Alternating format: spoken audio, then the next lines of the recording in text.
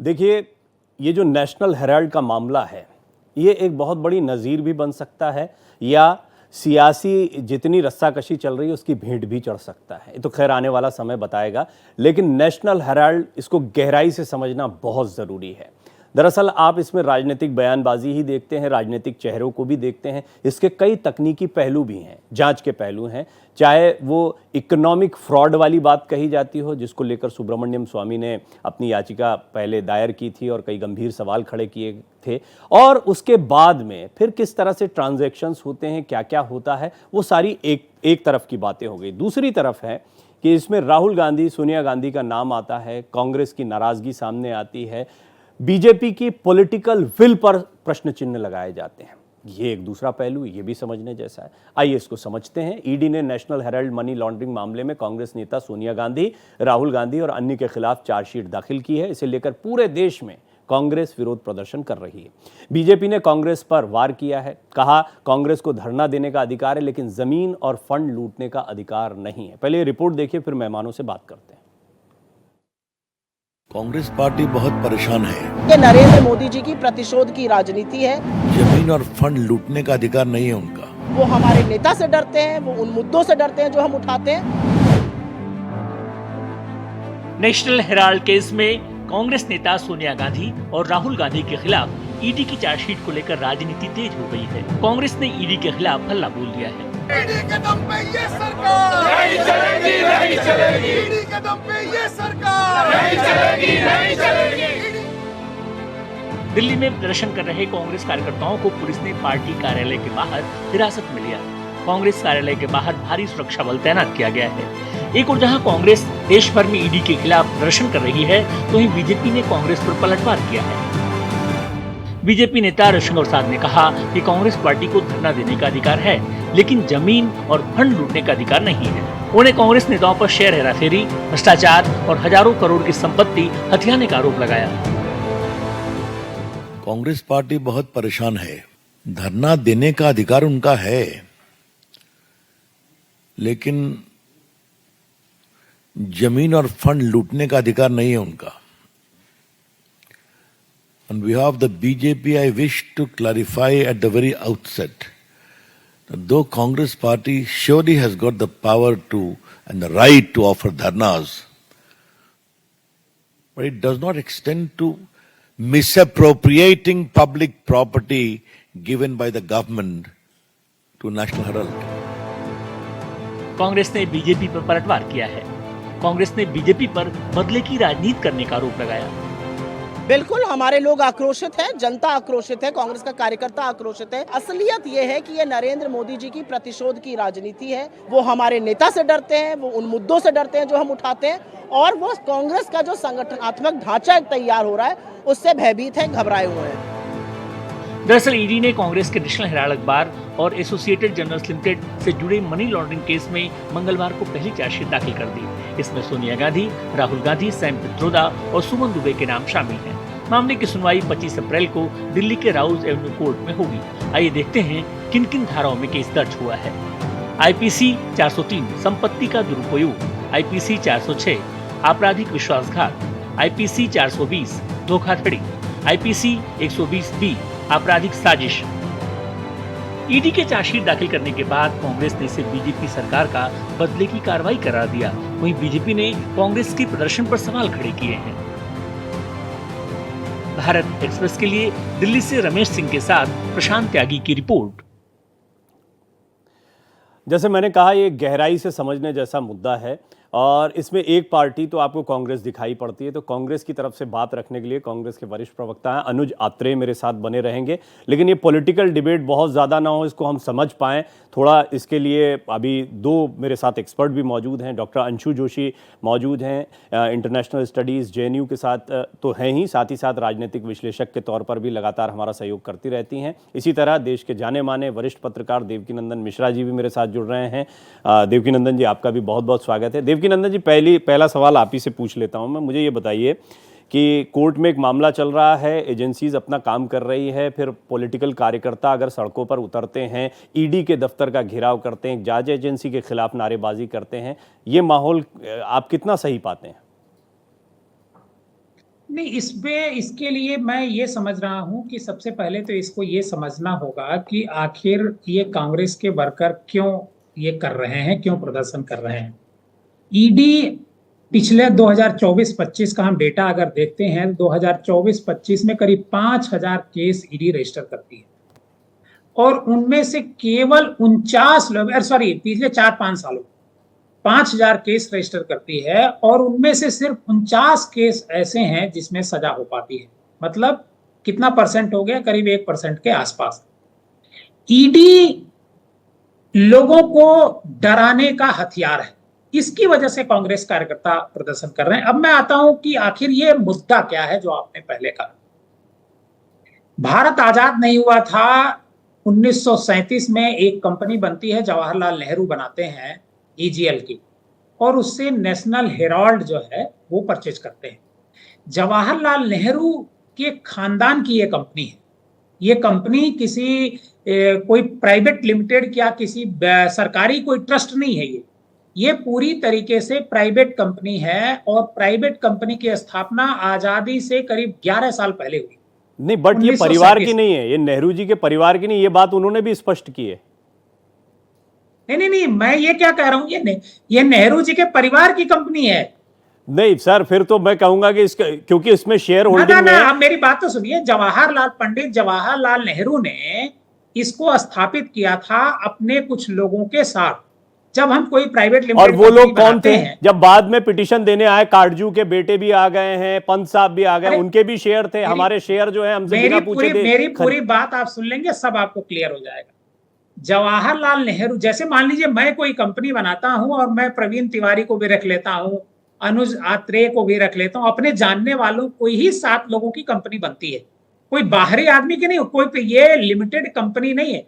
ये कंपनी है जवाहरलाल नेहरू की, और जवाहरलाल नेहरू की जो कंपनी है, शायद 2010 की बात है, उसमें राहुल गांधी और सोनिया गांधी ने उसके जो शेयर हैं वो परचेज करते हैं, और वो जो शेयर परचेज करते हैं उसी पर ये मामला ईडी ने बनाया हुआ है कि इसमें मनी लॉन्ड्रिंग पीएमएलए एक्ट, जहां तक मैंने पढ़ा है कि अगर कोई पैसा भारत से विदेश जाता है तब मनी लॉन्ड्रिंग एक्ट होता है। सर आप बहुत स्विच करके आए, लेकिन आप बहुत स्विच करके आए। मैं इसलिए टोक रहा था आपको, क्योंकि ये कहानी सबको पता है। मैं भी इसमें 4-5 फैक्ट डाल सकता हूं। अभी जो आप कहानी एकदम से ले आए ना राहुल सोनिया तक, इसके बीच में बड़ी लंबी कहानी है और वो कहानी में बहुत सारे फैक्ट हैं। सुब्रमण्यम स्वामी एक जाने माने वकील, जब वो अपनी एक याचिका लिखते हैं उसमें एक लॉ लिखते हैं, और सुप्रीम कोर्ट से लेकर सारे कोर्ट, ट्रायल कोर्ट से लेकर हाई कोर्ट से लेकर हर कोर्ट अगर उसको एडमिट करता है, उस पर हम ये कहें कि नेहरू जी की कंपनी के शेयर सोनिया और राहुल जी ने ले लिए, तो कौन सी गलत? ये बात तो पॉलिटिकल हो गई, ये पॉलिटिकल कमेंट हो गया। आज तक सुब्रमण्यम स्वामी का कोई केस कोर्ट में ठहरा नहीं है। इसको कोर्ट द्वारा एडमिट किया जाना, मेरा ये कहना नहीं ठहरा तो ये भी नहीं ठहरा।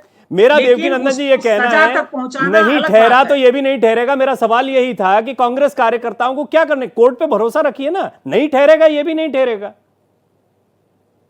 नहीं, अब मैं कोई कांग्रेस का प्रवक्ता तो हूं नहीं कि आप मुझसे मेरी बात से ऐसा लगेगा अभी अनुज जी बोल सकते हैं कि तुम बीजेपी के प्रवक्ता हो, तुम ये बातें क्यों बोल रहे? ये तो होता है, बातचीत में फैक्ट आते हैं। अंशु जी कुछ कहना चाह रही थी, अंशु जी आप बोले अपनी बात। प्रवीण जी, शो पर आमंत्रित करने के लिए बहुत बहुत धन्यवाद। देखिए, जब हम इस इतिहास को देखते हैं, क्योंकि नेशनल हेराल्ड के इतिहास पर बात हो रही थी, तो फैक्ट्स को हम फैक्ट्स की तरह देखें। 1937 में नेशनल हेराल्ड को स्थापित किया गया था, तब ब्रिटिश राज का विरोध करने के लिए, हम सभी जानते हैं। पर हम ये ना भूलें कि 5,000 शेयर होल्डर्स थे इसके, और ये पंडित नेहरू या उनके परिवार की पर्सनल प्रॉपर्टी बिल्कुल नहीं थी। इसमें काफी सारे दूसरे भी शेयर होल्डर्स थे, और कई ऐसे कांग्रेस लीडर्स थे जिन्होंने उस समय पंडित नेहरू को सहायता की नेशनल हेराल्ड की स्थापना में, और बाद में उन्होंने भर्त्सना भी की पंडित नेहरू की कि किस तरह से उन्होंने, उनके परिवार ने नेशनल हेराल्ड पर कब्जा किया। और जो ये मेरे साथ जुड़े को पैनलिस्ट भाई, इसमें सोनिया गांधी की और राहुल गांधी के दखल की बात कर रहे हैं, तो वो एक 9 करोड़ के शेयर का वहां पर भी बहुत बड़ा क्वेश्चनेबल पॉइंट है। और इसके बाद जो यंग इंडिया नाम की कंपनी है, इसने नेशनल हेराल्ड को ले लिया और इसके 75% से ऊपर शेयर जो हैं वो सोनिया गांधी और राहुल गांधी के पास हैं। और ये एसोसिएटेड जर्नल्स लिमिटेड के माध्यम से फिर हजारों करोड़ की प्रॉपर्टी, जब कांग्रेस की सरकार थी तब दिल्ली, मुंबई, भोपाल, पटना, कई ऐसे महत्वपूर्ण शहरों में खरीदी गई।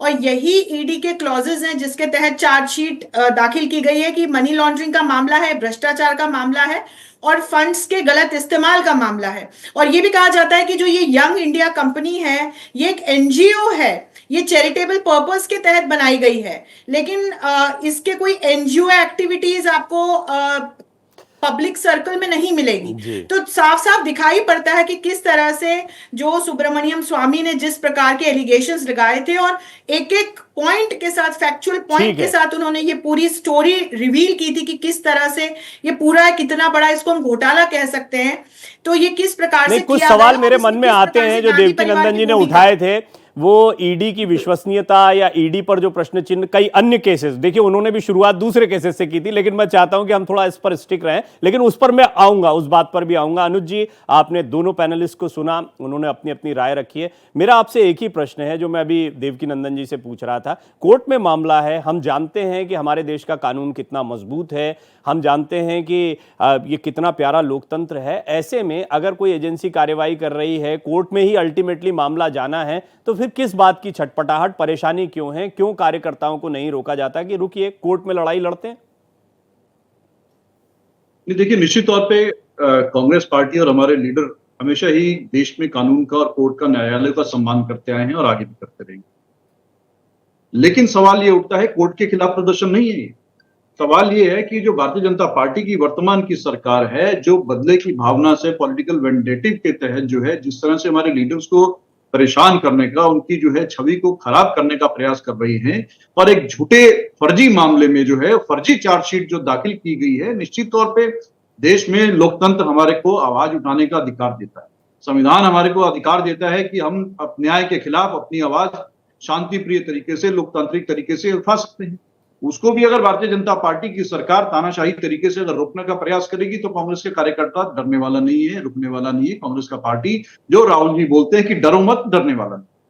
सवाल ये उठता है कि जिस तरह से ये जो केस है, तो ये जो केस 12 साल से केस जो चल रहा है, और भारतीय जनता पार्टी की सरकार भी बीते 12 सालों से सत्ता में है, आखिर इस केस में है क्या? एक ऐसे कंपनी के खिलाफ इन्होंने, ईडी ने चार्जशीट दाखिल की है, और उसमें सोनिया जी और राहुल गांधी जी को जो प्रमुख अभियुक्त बनाया गया है, जिसमें ना तो कोई पैसे का लेन देन हुआ है, ना कोई उनके अकाउंट में कोई पैसा गया है, ना कोई उनके नाम कोई प्रॉपर्टी ट्रांसफर हुई है, ना कोई उनको शेयर मिला है, ना कोई प्रॉफिट मिला है। ये तो देखिए, ये भी, इसमें भी एक टेक्निकल पॉइंट ये है कि बैलेंस शीट चेक करने की अनुमति को लेकर कितना संघर्ष हुआ। 90 करोड़ का लोन दिया गया, वो लोन रीपे नहीं हो पाया। अब ये ट्रांजैक्शंस तो हैं अनुज जी, मैं उन तकनीकी एस्पेक्ट्स पर नहीं जाना चाहता क्योंकि वो कोर्ट का मसला है, मैं वही तो कह रहा हूं। आप बिल्कुल ठीक कह रहे हैं, पूरी बात बोलिए ना मनीष जी। आप एक एंकर हैं, वरिष्ठ एंकर हैं, अगर आप बोल रहे हैं तो आधी अधूरी बात कह करके आपके दर्शकों तक गलत मैसेज जाएगा। किसने 90 करोड़ का लोन किसको दिया, बताइए, मैं जवाब देता हूं आपको। यंग इंडिया ने एजेआई को दिया है, यंग इंडिया कंपनी ने associate journal of India limited को लोन दिया। उसमें क्या गलत हुआ? एजीएल एक वो कंपनी थी जिसने जो है नेशनल हेराल्ड अखबार निकालती थी। अभी जो मिश्रा जी तो ने सर कहा, कानून का जानकार नहीं हूं और ना मैं बीजेपी का पक्षधर हूं। मैं आपसे बहुत विनम्र निवेदन, मेरा ये कहना है, मैं ये कह रहा हूं, आपने जो कहा याचिका में एक बिंदु है, सुब्रमण्यम स्वामी इसको लिखते हैं और उसमें एक धारा को भी लिखते हैं। जैसा मैंने कहा, कानून का जानकार नहीं, वो धारा नहीं पढ़ सकता, लेकिन उसके बारे में पूरी जानकारी है। वो लिखते हैं कि इस तरीके से कंपनी को लोन दिया जाना, उन्होंने इसको गलत माना है। अब वो कोर्ट तय करेगा है नहीं है, वो तो हम यहां पे डिस्कस करके उस पर किसी नतीजे पे नहीं पहुंच पाएंगे। सुब्रमण्यम स्वामी जी का नाम लिया है, मैं वहीं से शुरुआत करता हूं कि जहां से इस केस की शुरुआत है। सुब्रमण्यम स्वामी जी ने 2012 में यह केस दायर किया था कोर्ट में।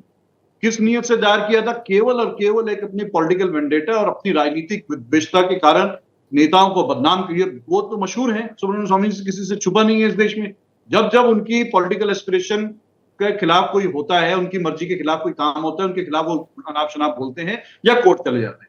यही गांधी फैमिली के खिलाफ वो लगातार बोलते रहे और 2012 में वो कोर्ट गए और 2020 तक उन्होंने पैरवी की। उसके बाद वो कहाँ है, बता दीजिए 2020 से क्यों नहीं है इस केस में वो? क्योंकि उसके बाद जो उनको मिलना था भारतीय जनता पार्टी से वो नहीं मिला। ठीक है, उनको केवल और अभी तक की बातचीत में अभी तो यहाँ पर हमारे पास कोई बीजेपी की तरफ से तो पक्ष रखने वाला नहीं, लेकिन जो अभी तक बातचीत में समझ में आया, डॉक्टर अंशु ने जिस तरह से बताया कि एक करप्शन का बड़ा मामला है। डॉक्टर अंशु, इस चीज का जवाब दीजिए जो देवकी नंदन जी ने भी बोला, अभी अनुज जी ने भी बोला। एक तो ईडी की विश्वसनीयता, कई सारे मामले हैं, इस बात से इनकार नहीं किया जा सकता कि पॉलिटिकल वेंडेटा, बदले की भावना से कई जगह कार्रवाई हुई है, क्योंकि ये आरोप लगते रहे हैं, कांग्रेस की तरफ से ही नहीं अन्य विपक्षी दलों की तरफ से भी लगते रहे हैं। दूसरी बात यह है कि सुब्रमण्यम स्वामी जी का याचिका डालना, उनकी मंशा क्या है, राहुल गांधी सोनिया गांधी को स्पेसिफिकली घेरने का प्रयास करना, इस सबको राजनीति से क्यों कर ना जोड़ा जाए? प्रवीण जी, पहली बात तो ये कि हम अपने ही देश की एक जांच एजेंसी पर प्रश्न भी उठा रहे हैं और साथ साथ हम ये भी बात कर रहे हैं कि जितने भी सैकड़ों में केसेस रजिस्टर हुए उसमें से कुछ डबल डिजिट के नंबर्स ऐसे हैं जिसमें आरोपियों को आरोपी माना गया और उनको सजा हुई। तो मेरा ये कहना है कि पहली बात तो जांच एजेंसी को अपना काम करने दीजिए। यदि आपको लगता है कि कोई ऐसी गड़बड़ या कोई घोटाला या कोई गलती नहीं हुई है तो वो भी सामने आएगा। मेरे जो कांग्रेस से को पैनलिस्ट भाई जुड़े हैं, उन्होंने सुब्रमण्यम स्वामी जी की विश्वसनीयता और उनके जो केसेस हैं उस पर उन्होंने एक प्रश्न चिन्ह लगाया। When there is a question on some person या उसकी इंटीग्रिटी पर यदि कोई प्रश्न चिन्ह है तो आप थोड़ा इंतजार करके देख सकते हैं, क्योंकि मुझे नहीं लगता कि मोदी जी को हाल फिलहाल जिस प्रकार की स्थिति में कांग्रेस है या जिस प्रकार की स्थिति में अभी भारतीय जनता पार्टी है, इस प्रकार के किसी वेंडेटा की आवश्यकता है। तो ये पूरा फैक्ट बेस जो हम लोग भी पढ़ रहे हैं, देख रहे हैं, समझने का प्रयास करें एक विश्लेषक के तौर पर, तो ये सवाल उठता है कि 2010 में कांग्रेस ने एजेएल को जो ये इंटरेस्ट फ्री लोन दिया था 90 करोड़ का, और फिर इसमें ये यंग इंडिया कंपनी आ जाती है जो ओनर बन जाती है नेशनल हेराल्ड की, तो ये एक हाथ से दूसरे हाथ को आप इंटरेस्ट फ्री लोन दे रहे हैं, उसके माध्यम से प्रॉपर्टी खरीदी जा रही है, लोन्स चुकाए जा रहे हैं। बाद में पता चल रहा है कि 2000 करोड़ से ऊपर की जो प्रॉपर्टी है, अंशु जी, इसमें एक पॉइंट जरूर है जो मैं ऐड करना चाहता हूं। एक पॉइंट जरूर है, देखिए हम जानते हैं तकनीकी रूप से जो हमारे यहाँ पे फाइनेंशियल ट्रांजैक्शन होते हैं, अगर अपनी ही कोई चीज है वो कई तकनीकी चीजों में उलझी हुई है तो उस तकनीक से निकलने के लिए कई उपाय बनाए जाते हैं, और जब उलझाना हो, एक सामान्य व्यक्ति को भी उलझाना हो तो बड़े आराम से उलझाया जा सकता है बहुत छोटे छोटे पॉइंट्स उठाकर। लेकिन यहां पर नियत की बात है कि घोटाला कर दिया, उन्हीं की चीज है, नेशनल हेराल्ड किसकी संपत्ति है, फिर या तो ये क्लियर होता, और अगर उन्होंने उसके लिए मान लीजिए कोई तकनीक निकाली, कोई तरीके सलाह ली होगी, फाइनेंशियल एक्सपर्ट से सलाह ली होगी, उसके बाद में कुछ उसमें कोई खामी ढूंढकर एक याचिका डालकर उसको घोटाले का नाम देना और उनको बिल्कुल इस स्थिति में ले आना कि अब तो इनको इसमें सजा हो जाएगी, जैसी स्थिति में ले आना, ये कितना ठीक लगता है?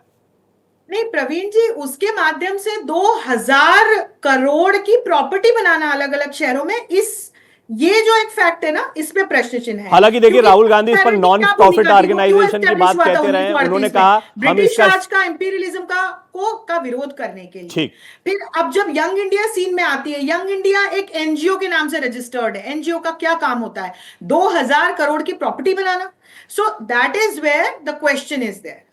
ठीक है, हालांकि वो प्रॉपर्टी ऑलरेडी है, उसको बनाया नहीं गया, उसको एक्वायर किया गया है, ये एक जी। तो देवकी नंदन जी, आप मुझे बताएं कि कुछ फैक्ट्स हैं जो अंशु जी ने रखे हैं, और डॉक्टर अंशु मैं जानता हूं कि वो बड़ी निष्पक्षता से इस बात को उनकी एनालिसिस है, जैसे आपने ईडी को लेकर अपनी बात कही, पर मुझे ये बताएं आप कि इस पूरे मामले में फिर भी हम जानते हैं कि फैक्चुअली या कानूनी तौर पर भी देखें, एक से एक बड़े दिग्गज वकील जो हैं वो कांग्रेस के साथ हमेशा से रहे, और पॉलिटिकल पार्टीज चाहे एजेंसियों का इस्तेमाल हो या तकनीकी पहलू जिनका मैं अभी जिक्र कर रहा था उनका इस्तेमाल हो, वो कई बार करती रही हैं।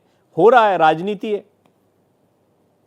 नहीं, ये कोई पहली बार नहीं हो रहा है, कांग्रेस भी इस तरह का काम करती रही है, कांग्रेस भी एजेंसियों का इस्तेमाल करती रही है। लेकिन अब आपने जो सवाल अब दूसरे लोगों से आपने पूछा, जो अंशु मैडम ने जवाब दिया कि मोदी जी क्यों विंडेक्टा पालेंगे कांग्रेस की, कांग्रेस के पास है क्या? उनको पहले ये जानना चाहिए कि कांग्रेस के 100 सांसद हैं, और कांग्रेस ही आगे बढ़ी तो मोदी जी लटक गए, मतलब बीच में रुक गए, दो पार्टियों का सहारा लेना पड़ा। ये मैं पूरी आपको कहानी बताता हूं इसके पीछे की। दरअसल राहुल गांधी पिछले करीब 6 महीने से उनका पूरा फोकस गुजरात पर है। 6 महीने के भीतर 6ठी या 7वीं बार आज गुजरात वो गए हैं, और आज ही नहीं, वो लगातार इस बात को गुजरात जाकर के कहते रहे हैं कि गुजरात पहले हम जीतेंगे, उसके बाद बीजेपी को दिल्ली में हराएंगे। मतलब गुजरात से ही जीत का रास्ता मोदी जी के हटाने का वो तय करना चाहते हैं। गुजरात में अगले साल चुनाव होना है, 28 में होना है। गुजरात को लेकर के मोदी जी का बहुत ड्रीम, एक तरीके से कहेंगे कि गुजरात से ही मोदी जी आगे बढ़े हैं। आपको ध्यान होगा पिछला विधानसभा जब चुनाव हुआ था गुजरात में, वहां लग रहा था कि कांग्रेस आ सकती है, क्योंकि उसके पहले वाले चुनाव में कांग्रेस 10 सीटों के डिफरेंस पर रह गई थी, तो लगा था, तो मोदी जी ने पूरी कैबिनेट को बदल दिया था। मतलब गुजरात दिल में है मोदी जी के और अमित शाह जी के। तो इस वजह से राहुल गांधी चूंकि गुजरात पर फोकस कर रहे हैं, तो मोदी जी और अमित शाह अरे सर, इस पे करेंगे ना बात कभी, अभी तो बिहार पे फोकस होना चाहिए।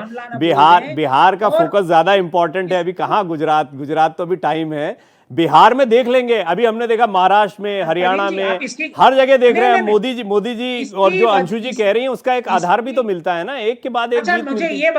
प्रवीण जी आप मुझे ये बताइए कि 2010 में केस रजिस्टर है, 2012 में कोर्ट में मामला जाता है जी, 2014 से ईडी इसकी जांच कर रही है, 2014 से ही कर रही है जब से मोदी जी सरकार में आए हैं। ठीक, 11 साल हो गया, 11 साल बाद चार्जशीट फाइल होती है किसी केस में, केस का कोई सबूत बचेगा? कोई भी केस में अगर 11 साल बाद चार्जशीट फाइल होती है, कोई सबूत बचेगा? मैं फिर इसके तकनीक उसकी भी वजह है, अभी मैं डिटेल में जाऊंगा, बड़ा लंबा हो जाएगा। उसकी भी वजह है, बैलेंस शीट को चेक करना हो, जज साहब का चले जाना हो, तारीखें लेट मिलना हो, बहुत सारी चीजें हैं, बहुत लंबी कहानी है। लेकिन अनुज जी, क्योंकि आप चर्चा में बने भी रहे हैं, मैं चाहूंगा एक थोड़ा सा बताएं अभी, क्योंकि कार्यकर्ता भी आपको सुन रहे होंगे और पॉलिटिकल पार्टीज भी आपको सुन रही होंगी। ये फिर भी मुझे लगता है कि वही जो पहला सवाल था, अगर बात कोर्ट में है तो आप लोग तथ्यात्मक रूप से नेशनल हेरल्ड केस पर क्यों नहीं पुरजोर तरीके से लोगों को जागरूक करते कि भाई ये मामला था और इन्होंने अगर ये आरोप लगाया है तो इस आरोप का सही जवाब ये है, ताकि किसी को, जो आप मुझसे कह रहे थे कि आप आधी बात बोलेंगे तो ये गड़बड़ हो जाएगी, लोगों तक ये जानकर, आप इसको अवेयर करने के बजाय ईडी को घेरो, पॉलिटिकल वेंडेटा है इसलिए हो रहा, इन मुद्दों पर क्यों जा रहे हैं? देखिए, आपने बहुत अच्छी बात बोली है और मैं आशा करूंगा कि थोड़ा समय देंगे आप मुझे अपनी बात रखने का। अभी यहाँ पर हमारे पॉलिटिकल एनालिस्ट बैठी हैं जोशी जी, जिस तरह से 2 बार उन्होंने लगातार गलत बातों को पेश किया गया, मैं थोड़ा सा उनकी बातों को भी करेक्ट कर दूं। यही हाल भारतीय जनता पार्टी और संघ के लोग कर रहे हैं और वही काम जो है ईडी इनके कहने पर कर रही है। अभी इन्होंने बोला कि 5,000 करोड़ की प्रॉपर्टी का बार बार पूरे देश में भ्रम फैलाया जा रहा है कि 5,000 करोड़ की प्रॉपर्टी अपने नाम ट्रांसफर कर दी। पहली बात तो है कि 1 रुपए की प्रॉपर्टी ना राहुल जी के नाम, ना सोनिया गांधी जी के नाम, ना ही young India 2,000 crore. Please don't share false facts in my name. और दूसरी बात यह है कि इनकम टैक्स डिपार्टमेंट ने स्वीकार किया है कि इनके पास केवल 359 करोड़ रुपए की प्रॉपर्टीज हैं। कौन सी 2,000 करोड़ और कौन सी 5,000 करोड़ की प्रॉपर्टीज हैं, मैं आपको चैलेंज करता हूं अंशु जोशी जी, जरा आप बता दीजिए। आपने बोला इनके 5,000 शेयर होल्डर्स थे, 5,000 शेयर होल्डर्स, 700 शेयर होल्डर्स की do not share false facts. Again, this is a technical point. Young India National Herald की प्रॉपर्टी को एक्वायर करती है, उसके पास आ जाती है। नेशनल हेराल्ड की कितनी प्रॉपर्टी है उसकी बात होगी। यहाँ राहुल गांधी जी और सोनिया गांधी जी के बैंक बैलेंस की बात बिल्कुल नहीं हो रही है। देखिए, नेशनल हेराल्ड की तो कोई प्रॉपर्टी है ही नहीं। नेशनल हेराल्ड का नाम का तो एक अखबार आता है, नेशनल हेराल्ड नाम से तो कोई कंपनी नहीं है। एसोसिएट जर्नल लिमिटेड की एक कंपनी है जो नेशनल हेराल्ड अखबार निकालती है। तो आपकी भी मैं जानकारी दुरुस्त ये तो पॉपुलर नाम हो गया, क्योंकि इसको नेशनल हेराल्ड केस कहा जाता है, ना तो इसको एजीआई केस कहा जाता है, ना यंग इंडिया केस कहा जाता है। अंग्रेजों के खिलाफ इस देश की आवाज थी, इसीलिए अंग्रेजों ने भी उसको बैन किया था। उसके बाद आरएसएस और भारतीय जनता पार्टी के लोग भी उसी अखबार से चिढ़ते हैं, क्योंकि ये आईना दिखाते हैं और वर्तमान में भी आईना दिखाते आ रहे हैं, और यही इनकी तकलीफ है। सर, ये अखबार डूब गया था, इसको रिवाइव करने के प्रयास हो रहे थे और कांग्रेस की सरकार के समय डूब गया था सर। तो ये कि इसको बीजेपी के आने के बाद ये डूब गया, ये कहना बिल्कुल गलत होगा। नेशनल हेराल्ड बिल्कुल जो नहीं, है हम बिल्कुल जानते हैं नहीं हुआ। कि अच्छा अखबार रहा, कांग्रेस के अच्छा अखबार है, खिलाफ ऐतिहासिक धरोहर है, और मैं पार्टी मानता हूं वाले सब ऐतिहासिक गिरेंगे। धरोहरों को चलना चाहिए, लेकिन नेशनल हेराल्ड कोई बाद में तो डूबा नहीं था, पहले से बहुत परेशानियों में था, और शायद यही मामला बना कि उसको एक्वायर किया गया, और फिर उसकी बिल्डिंग्स जो थी वो बहुत बड़ी बड़ी और अच्छी लोकेशंस पर थी, जिसमें 2000 करोड़ की बिल्डिंग, बार बार जो बात आती है हेराल्ड हाउस जिसको कहा जाता है, उसका जिक्र शायद अंशु जी कर रही होंगी। खैर, ये मुद्दा जैसा मैंने कहा बहुत गहरा है, आप लोगों ने गहराई से और बड़े बड़े शांत तरीके से इस बातचीत को रखा है। दर्शकों पर छोड़ता हूं, उन्होंने दोनों पहलू सुने हैं, और मैंने भी पॉलिटिकली क्या ये पॉलिटिकल वेंडेटा हो सकता है, इस विषय को भी रखने का प्रयास किया। दूसरा, नेशनल हेराल्ड के तकनीकी पहलुओं को भी हमने जानने की कोशिश की। देवकीनंदन जी आपका धन्यवाद, अनुज जी आपका धन्यवाद, डॉक्टर अंशु आपका बहुत बहुत धन्यवाद। बने रहिए भारत एक्सप्रेस के साथ, खबरें जारी हैं।